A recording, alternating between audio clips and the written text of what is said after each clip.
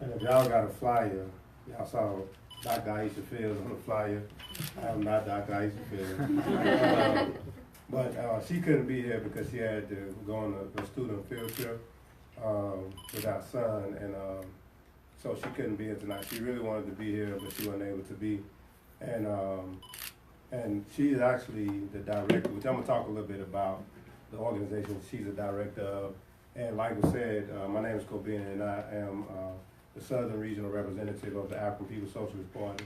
And like Chairwoman Penny has, I have to give real props to our leadership, Chairman Omali Yeshatella, for all his hard work and undying leadership and fight for the liberation of African people. And throughout history, you always see, like, we look at history and we look at these giants that you see, like in history, like Marcus Garvey, like, Malcolm X, Martin Luther King. Chairman O'Malley is that, in our lifetime, and I remember a lot of different discussions that I had with people about, man, if I was in the 60s, I'd have been a Black Panther. Like, man, you can be a part of the Uhuru movement right now, you know what I'm saying, because it's happening right now. It's not even, this thing that you're talking in the sky or something, that happened in the 60s. Chairman O'Malley been fighting since the 60s to bring this liberation into fruition in our lifetime. So I have to give, really appreciate Chairman O'Malley's leadership and his undying, fight for unification of African people. And if you see up there on the wall, you see all these different leaders up here on the wall, and then the second to the last one on the right is Chairman Omali Yeshatella. And next to that is DC Owner, who I have to give, mad props to, because she has been following the leadership of the chairman and really laying down the blueprint for Black Power. And you saw a video about some of the dynamic work that's happening around economic development, and she's responsible for all of the economic development work that's happening in the movement and to create economic development for the African nation in general. And she has been doing a hell of a job and like groundbreaking work in such a short time. Like, we went into St. Louis after Mike Brown died. She went there, I think, less than a year, and all the work that you've seen going on there, those buildings was demolished, the Uhuru house was erected, renovated. It's a beautiful Aquaba Hall. A 50-foot flag pole went up. Well, I think it was maybe 3 weeks ago. We raised the red, black, and green flag that Penny mentioned. And the African community, see life and see hope, in the red, black, and green, and in what the movement is doing. So I have to appreciate them. First of all, it's an extreme honor to not just be talking about revolution, not just be talking about which a lot of people do go through a talk fest and they just want to talk about the condition and talk about this, but to really be a part of this process of changing the world.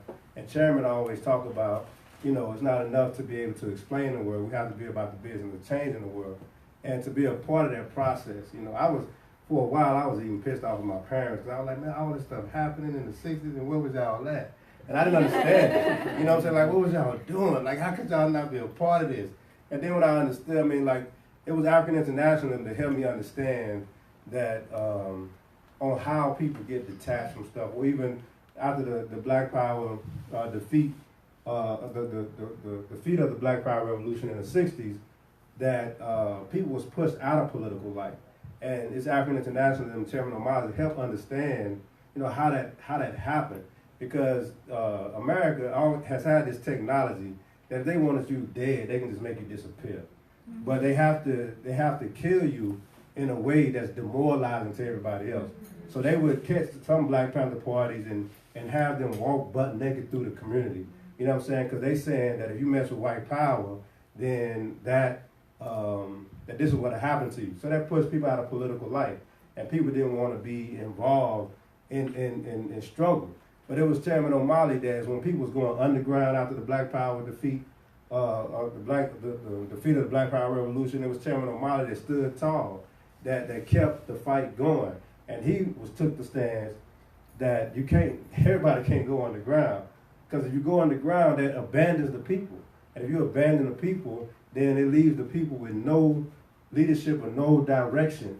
And fast forward, and that's why, now even we can say that we are the vanguard party of the African working class. We just had our 7th Congress in St. Louis that ended last weekend, where people from all over the world came and tuned in to, the work that the party is doing. And again, it's about changing the world and not just being able to explain the world. And so I have to really appreciate being a part of this process and not just being a part of a talk fest. Because before I met the movement, I was trying to find an organization, trying to look for people that was really about the business of making it happen. But it was always just talking, And I remember one organization and all of them knew the chairman, but none of them would ever say anything about the chairman. And it was interesting, but I remember one organization, I thought the theory was decent, and they would say, like, what do we do? They would say, read this book. Like, okay, read this book. Like, what do we do now? Read this book. Okay, I read this book. Now what do we do? Read this book. They had a whole book list, which reading is good, but then sometimes you have to apply what you read.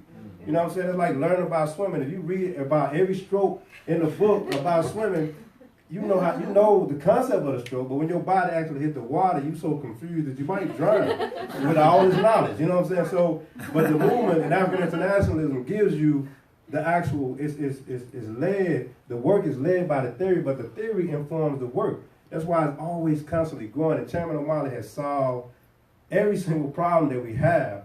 Now we have a responsibility to actually put the politics of the working class in their own hands so they can see their own interests, so we can see our own interests. And that's what we have a responsibility to do. And even the question around white people, Chairman O'Malley solved that. That's why we have African People Solidarity Committee, Uhuru Solidarity Movement, because he solved that problem. Before, I remember the first meeting I went to with the party, the first question I had, why are these white people here? What are they doing here? And because coming from a cultural nationalist and a Pan-Africanist standpoint, you just do away with the white people. You know what I'm saying? They ain't even a part of the equation. You just gotta, fight them. But it didn't really give you any solution to what that really means and how does that, it didn't make sense once you think about it. And not to get caught up into feelings and emotions, because that will take you on a place that you don't have any solutions. So African internationalism, bring it home and actually put things on material ground, and how can we change it? Because it's not about fighting racism, because racism is just things that's in white people's head. You can't fight ideas in white people's head. By the raise of hand, how many people know somebody that don't like you? Just raise your hand. We all do. Now, how many people, by the raise your hand, care? Nobody, right? So we don't care because they don't have any power to actually impact your life. It only becomes a question when they have the power to impact your life. And so the question is that we need power. We need black power, because white power has been demoralizing and colonizing us, since we've been in contact. That's the contradiction of colonialism. So colonialism has to be overturned. So that's the party. And it made it so clear that it was like, man, it was the first time I heard a theory, saw the practice. I said, if I do not join this organization, then I need to shut the hell up. I need to stop talking about revolution. I need to stop talking about black folk. I need to stop talking about everything, because it was the only thing that actually made sense. It made so much sense that everything else stopped making sense. Everything else that I thought before, it didn't make any sense anymore. Because, it was stuff that I heard that I thought it was good, and then there was a gap. They made a leap. And I'm like, damn, I can't make the leap because I'm a materialist. Even at the time, I didn't understand I was a materialist. But African Internationalism brought you back, made the bridge, made the connection, and helped you understand what it is that's happening. So now you can have a practical thing that you can actually fight, that you can actually work to overturn, that you can actually work to change. You know what I'm saying? And I appreciate that, because you have things that go from, because we've been fighting white supremacy, then you go from white supremacy to black supremacy. The chairman said, you ain't got to make nothing up. just tell the truth. Let's deal with material reality. And that's what we do. We deal with the material evidence and see how do we change the material evidence based on that. Not trying to create something that's in somebody else's head, because you'll be chasing, it'll be like a dog chasing a tail trying to figure that out. But, and I really appreciate the simplicity of that. And that's why even anywhere we go, you can go into the middle of the worst community and start talking about African internationalism. And you'll see like a shift in African people's mind. You know what I'm saying? Shift, because one of the things because I grew up in the projects in Chattanooga, and one thing we thought that we would be, most of my friends thought that we would be dead by 22. That was just, it wasn't even a thought about your life, like in old age. You just didn't think you would be here. Either you'd be dead or locked up. And a lot of my friends are dead or locked up, but that was the colonial pressure and oppression that we have been experiencing. That's what we thought.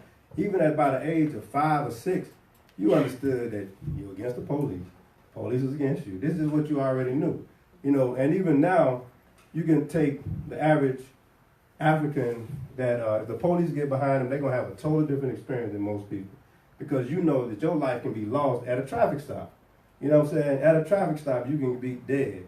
You know this. You know what I'm saying? It's not even something that somebody got to tell you, you know this. So we thought that we would be dead by the age of 22. And not understanding, it was not until I was 25 that I realized that I wasn't dead. I'm like, damn, I didn't die. So now what I do, how do I deal with organizations serve different purposes? So you have the APSC, you have USM, which is all under the leadership of the chairman and African People Socialist Party. And then you have other organizations like mass organizations like MPDOM, you have APEDF, which is over most of the economic institutions that we have, the Black Power for Blueprint, and you have these different organizations serve different purposes. And this is the genius of the chairman, because it's not a theoretical thing that we just out in space, but it's actually theory applied and actually making things happen. If you want to talk about creating a future, you don't just talk about creating a future that somewhere down the line, somehow this is going to happen. You got to develop a plan of action and actually make it happen. You know what I'm saying? And actually put boots on the ground to make it happen. That's who we are as the party. And like I said, the organization I'm going to tune in on, if you want to know more information about that, we can talk even more after this. But, and, want you to, tune into more of what's happening with the movement and how you can get involved and actually contribute to being a part of changing the world and not just trying to explain the world or even complaining about it. Because sometimes people just get caught up in complaining. But we don't want to do that. We want to take that discussion to actual practical work. But APDEP, the All African People Development and Empowerment Project, is one of those organizations up under the movement that has the responsibility to organize African people throughout the world that has skills, that have that maybe got some training, or from anybody that got education, like Dr. Aisha Fields, who's the director of APDEP, has a PhD in physics. Brilliant sister. And she actually leads the APDEP work. And APDEP, like I say, is to collectivize all these skills that people done gathered, whether you physics, engineer, or Bubba that stay down the corner that been fixing on cars since he was 3. You know what I'm saying? No matter who you are, if you got skills, to turn those skills back over to the African community. Because oftentimes we get those skills. People go to school, get this education, and then they go and give those skills to white people. And whether it's NASA, whether it's IBM, whether it's whoever, you give those skills away. Don't even give them to the community. You give them back to white people. So we saying that we got to organize African with these skills to be able to give those skills back to the community and create programs that's gonna contribute to changing the conditions in our community. Because we need engineers in our community.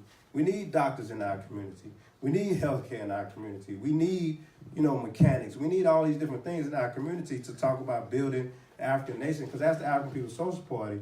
Our main thing is to take power and govern ourselves. We got to have the ability to govern ourselves. We can't be governed by anybody else, because anytime that we govern, we done seen for 600 years, being governed under white power, what that means.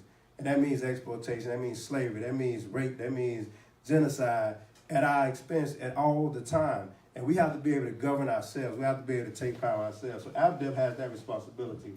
Three of the main focuses of AFDEP is education, agriculture, and healthcare. These are the three main areas that we focus on. And right here, in since the convention, we had an annual convention in October of 2017, right here in Huntsville. And from one day was at A&M, it was a 2-day conference. One day was at A&M, and the other day was here in Zenzele. And AFDEP has a responsibility to organize people with skills to turn them back over to the community. And one of the things that we launched coming out of the conference was Black Ankh. And Black Ankh is a program that will serve to, like an emergency response team to the black community, like Red Cross served to the white community. And so we have that responsibility. And Black Ankh has been doing different things since then. It has actually, even before the actual launch in Black Ankh, responded to the Ebola crisis that happened in West Africa and in Sierra Leone, where we were able to organize people to go and help with the Ebola crisis and help to educate people about Ebola and how to integrate back into the community. And we done did other programs in Sierra Leone, from contributing to reducing the infant mortality rate in Sierra Leone, we create water purification systems that address waterborne disease that people were dying from in Sierra Leone. And this is not charity or anything like that. It's us organizing ourselves in different parts of the world to address our own issues. And so that's some of the things that Black Ankh has been doing. So we want, all skilled people to come in and participate in bringing some of those skills back home to African people throughout the world. The other thing, like right here, is that we have a community garden right across the street in the housing project called Northwood. We have a community garden there, and we have one in Decatur, Alabama. But we have a community garden right here in Huntsville that, when we talk about self-sufficiency, we're not just talking about self-sufficient in theory, but self-sufficient in practice. Because one thing that the chairman and the party understands is that, everybody is not going to hear the theory, but, and everybody's not going to be a revolutionary, but you can garden because you want fresh food. You know what I'm saying? You might not say that, I want to overturn the government, but you say that I would like for my community to have fresh fruit. You know what I'm saying? And so that's the genius of the chairman of African Internationalism, is meeting everybody where they at. You know what I'm saying? And helping people come to the revolution in some form or fashion, because if nobody's going to change our condition but us. And so that's our responsibility. So the community garden was organizing the community to really put self-sufficiency into practice and begin to deal with the question of how do we feed ourselves and how do we organize ourselves, not just as a strategy of saying we got another community garden, which other people do, but how do we do this as part of the revolution to advance our struggle to overturn colonialism. And so that's some of the things that AFDEP locally is doing, which I'm also the local president of AFDEP. Aisha is the director of the whole AFDEP that oversees these different programs throughout the world, from Africa to throughout the U.S. and other places. But I'm the local president currently of AFDEP. And other questions that we really been trying to organize around is the mental health in the black community, where this is something like a taboo topic in our community. Most people don't want to deal with, mental health in the black community and really deal with it in a serious way. And because one thing about the mental health in the black community and the committee that we formed and we're struggling to deal with is redefining what it means to be mentally ill under colonialism. Because like Frantz Fanon discussed in The Wretched of the Earth, is that when you have a decrease in resistance, you're going to have an increase in mental illness. Because by definition, to be black in America, you have to be bipolar. I mean, literally. You know what I'm saying? You have to be bipolar.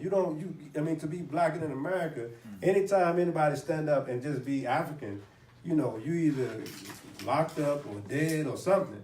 You know what I'm saying? And even sometimes I read stuff about like you know, today, like black men feeling like when they come around a white woman, like they have to, like their whole posture has to become like less than who they are, you know, just to try to feel comfortable. You know what I'm saying? But this is the terror that we live under. Yeah. You know what I'm saying? And we learn these things at an early age just to have to navigate through this type of thing. And that's how, you know, we have to expose this, because when we talk about mental health in the black community, we can't, this is what they try to do. They always try to create a situation where they try to give you a solution within the context of slavery. You know, like you should try to be, work with your mental illness within, like how you gonna be a good slave, basically is what they're trying to say. How do you become a good slave? We saying we have to be African and we have to overturn the situation so we can govern ourselves, overturn colonialism, so we can really have mental health. And this is how we're going to guarantee a future for our children in the same way that everybody else guaranteed a future for their children. The other thing, even just the concept of dealing with the question of how you poor, you know what I'm saying? You have to lie about that. Like they teach you, one of my kids had a struggle because they had a test, and the test said, who discovered America? Now, they had to lie to tell, but they didn't lie, so they wound up being a big issue. But, you know, that just doing those type of things, you have to deal with two different realities. You know what I'm saying? Something you know is true, and then something that they done told you that you have to get along or whatever. So this is a real question and something that we have to struggle with to redefine and even raise the resistance around every aspect of the things that we deal with. So it's not like it's just so we can stop being bipolar and we can really come to mental health through revolution, and that's what we have to be able to do. And other things that we've done here locally is like we try to do once a month like a Marcus Garvey Academy where teaching kids how to can, teaching kids how to do different things. And matter of fact, these two kids, they done came to some of the programs that we have on Saturday and come and participate. And it's really a good environment where we can really learn. Like I said, we got to take every aspect, take control over every aspect of our life. And this is the genius of the chairman and deputy chair, is the building that we in. Because before Zenzele, and this is just the importance of Zenzele. And Zenzele is the economic institution of APDEP. And once all expenses are paid, you know, all the proceeds of Zenzele go to the programs that we create. You know what I'm saying? From the community garden through the work that's happening in Africa, you know, and that's why we want people to shop at Zenzele, share the information at Zenzele, you know, bring other people to Zenzele, spread the word about Zenzele, because Zenzele is the economic institution of APDEP that gives us the ability to have economic development within the programs that actually fund our own programs, so we don't have to, you know, go along with these different funding sources that can say, you know, you do this or you got to do this, you got to meet this requirement. We're funded by the people because it's a store of the people, and a strategy for us to begin to create an economic hub, not only for Huntsville, but for, you know, all the programs that APDEP is responsible for. And Zenzele does a lot, and in terms of really digging into the community and letting the people know that this is the people's store. It's not just a consignment shop. You know what I'm saying? This is the people's store. So like I was saying, that was 2016. I don't know if y'all remember this, but if you're from Huntsville and you was here in 2016, June of 2016, June 21st, there was a young man that was murdered named Mustafa Bearfield by a white delivery driver called Jonathan Scott. He delivered bread. And right here on 10th and 4th, Mustafa was on his way to school, and Jonathan Scott came out of the building and saw Mustafa Bearfield, who was on his way to school. He was on the same block. He was on the block of his school. And he just pulled out a gun on him and told him to stop or he gonna shoot. So what would you do if somebody pull out a gun and you tell you to stop? You gonna run. That's the natural thing that anybody gonna do. He took off running. It's 7 o'clock in the morning. This boy on his way to school. He took off running. And Jonathan Scott, instead of letting him just go on and go, he chased him, shooting at him. He did not stop shooting until he ran out of bullets. And one of the bullets hit Mustafa in the back of the head and killed him right there on the spot. Before they got him to the jail, they said it was manslaughter, right? Now, by any account, that should have been murder. But what we did, we started organizing. We got with his mother and the family, Shamika Williams, who've been fighting for justice for Mustafa, from day one. And we organized the Justice for Mustafa Committee.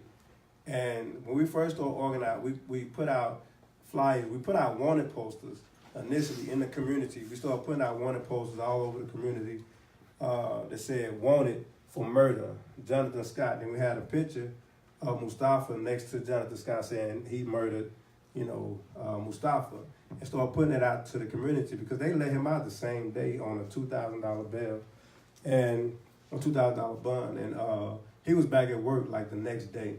And so we put out through the community these wanted posters, and we made other flyers that said, that we demand that they charge him with murder, that we demand that he's arrested, demand that he's fired from the job, and that we demand reparations to his mother and the family.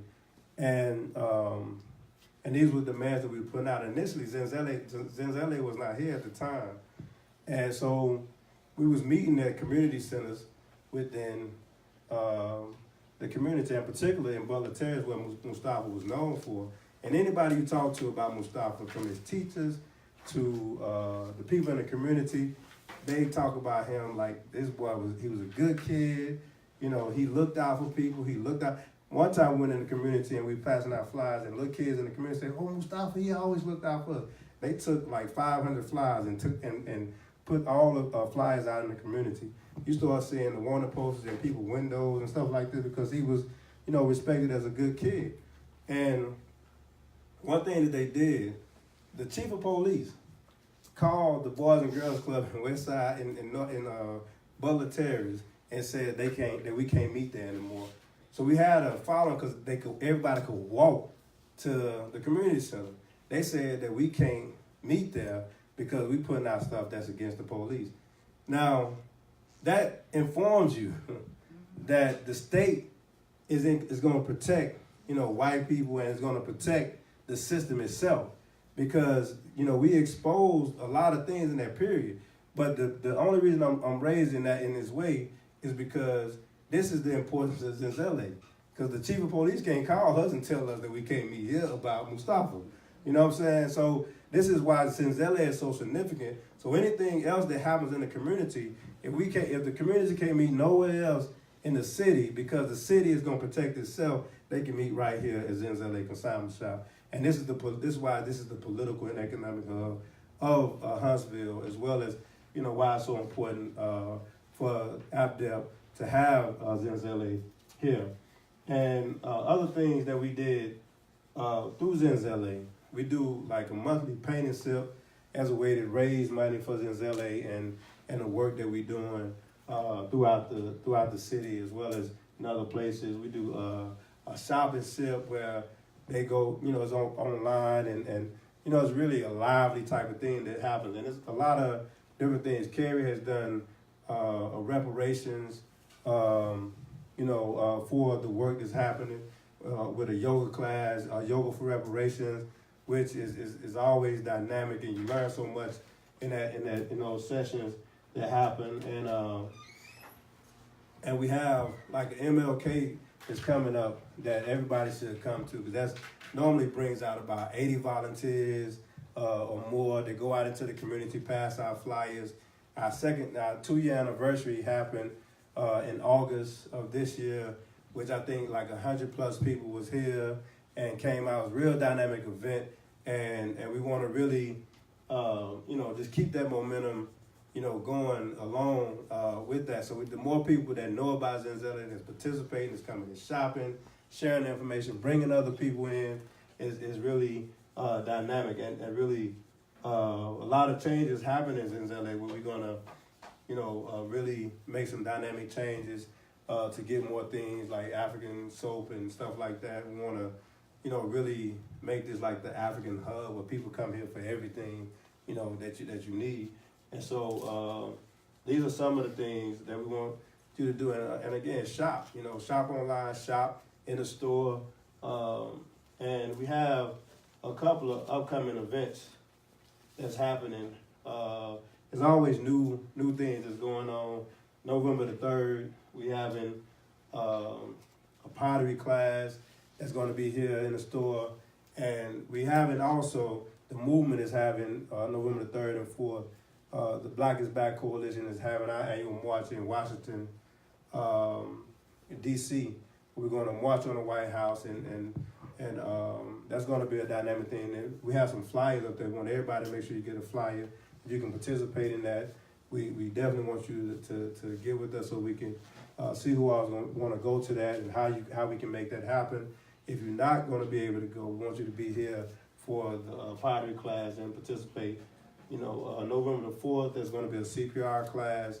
Like we say, we want to really train the community, and to know how to identify these things and be able to, for us to be able to meet our own needs.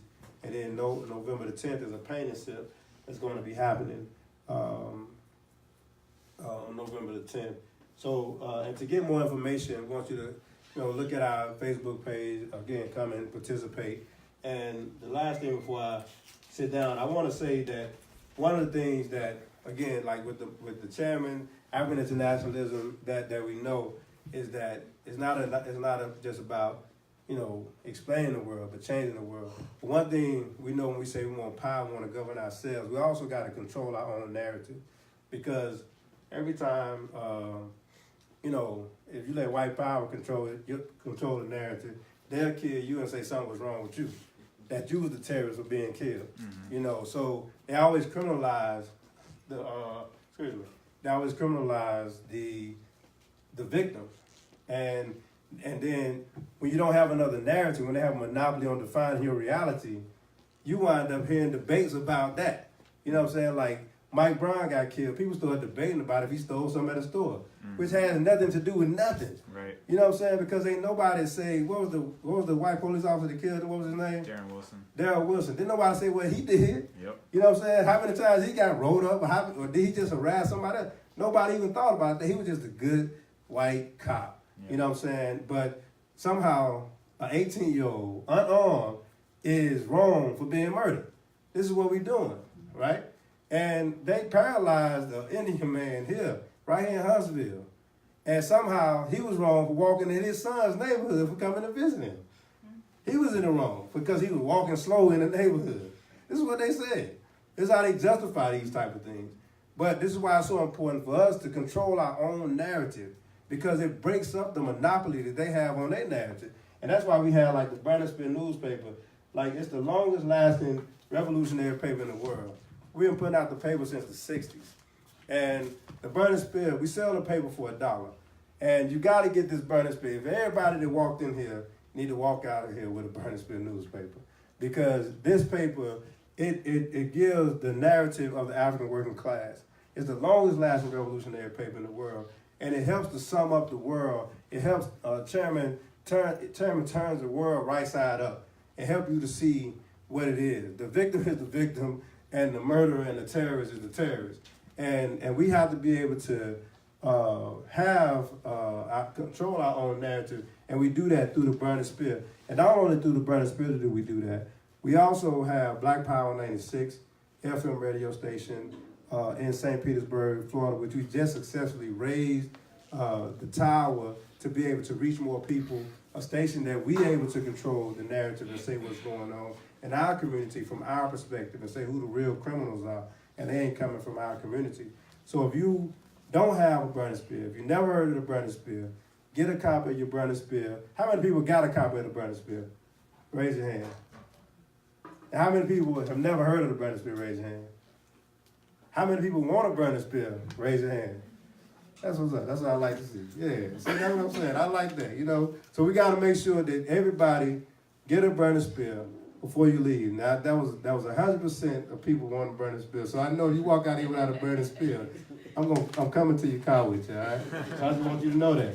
But we want you to get the burning spear, and I appreciate Carrie for organizing Uhuru Solidarity Movement here, and Chairwoman Penny Hess, and the chair of USM, Jesse Neville, for coming here. I think this is their third, fourth time coming here, and all due to you know, Carrie organizing and bringing the solidarity movement here, because we need that, because the white community here is really, you know, in full blast about the attack on the African community. So we need solidarity here to be able to raise the real questions and go up into the white community and contribute to overturning this, you know, this colonialism and paying reparations, and showing real solidarity, and not just this talk fest that you hear people say.